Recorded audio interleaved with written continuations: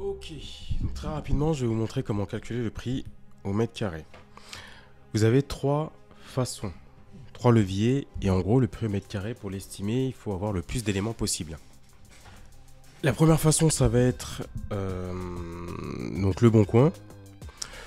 Le Bon Coin, je ne vais pas vous montrer le Bon Coin, vous connaissez, donc vous regardez les annonces qui sont dans votre thématique ou par rapport à ce que vous vendez. Regardez aussi les sites comme Meilleur Agent, ou ce genre de choses, tout ce qui est Meilleur Agent, Se Loger, etc.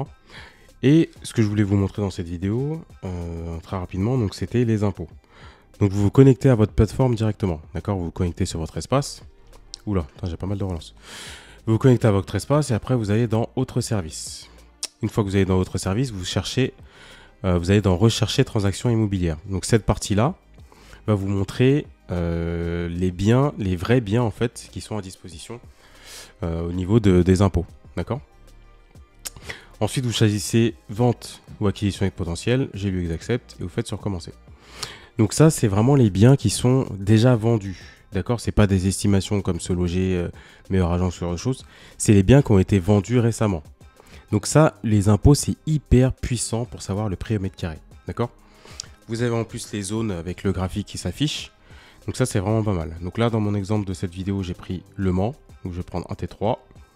Je laisse les mètres... Ah non, si, je suis obligé de mettre le mètre carré. Entre 50 et 100 euros le mètre carré. Donc je mets Le Mans. Hop. Il me donne une zone. Je fais rechercher. Et là, j'ai mes petits apparts sur Le Mans. Et j'ai la zone ici. J'ai l'adresse ici. Donc ça, c'est hyper puissant. Moi, je trouve ça trop puissant. Clairement, pour moi, c'est le plus puissant. Donc vous mixez ça avec Le Bon Coin et Se Loger, etc.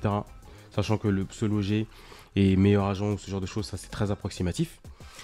Le Bon Coin, vous savez pas si c'est vendu, donc ça vous donne une tendance, mais vous savez pas trop, mais ça vous donne quand même une tendance. Et après, vous mixez ça encore avec ces trois éléments des impôts et c'est hyper puissant. Donc là, vous avez ici les prix au mètre carré. Vous voyez que le prix au mètre carré, il varie entre 1300 et 2600. Donc vous savez que vous pouvez le vendre plus cher de 1600. Alors celui-là, c'est un peu surprenant parce que l'immeuble, il est de 1938. Et la personne a quand même réussi à vendre 2600 euros du mètre carré. Franchement, c'est un exploit parce que c'est un vieux immeuble. Chapeau. Donc là, vous voyez que dans cette même rue, donc vous voyez rue d'Alsace, lui, il a vendu 1000 euros, 1300 euros moins cher, alors que son appart est beaucoup plus récent. Ce qui veut dire que celui à 1338, en plus, il est plus petit. Donc celui à 1338, il a très bien vendu. Il doit avoir des choses en plus au niveau des équipements, mais il a hyper bien vendu. Donc vous voyez, au niveau des impôts, ça nous permet d'avoir une visibilité rapide du prix au mètre carré. Donc ça, c'est hyper intéressant. Donc si vous voulez fixer le prix au mètre carré, je vous invite clairement à voir ces trois paramètres, à mettre dans un tableau tous ces éléments-là et voir au niveau des rues, si c'est vraiment au niveau du quartier, ghetto, prisé, etc., si c'est cohérent par rapport au prix au mètre carré et voir pourquoi il y a une différence. Et comme ça, ça va permettre de vous dire, ok, si j'achète dans cette rue-là, je sais que je pourrais négocier tel prix parce qu'il a vendu tel prix. Si j'achète ici, je pourrais négocier tel prix, etc., etc.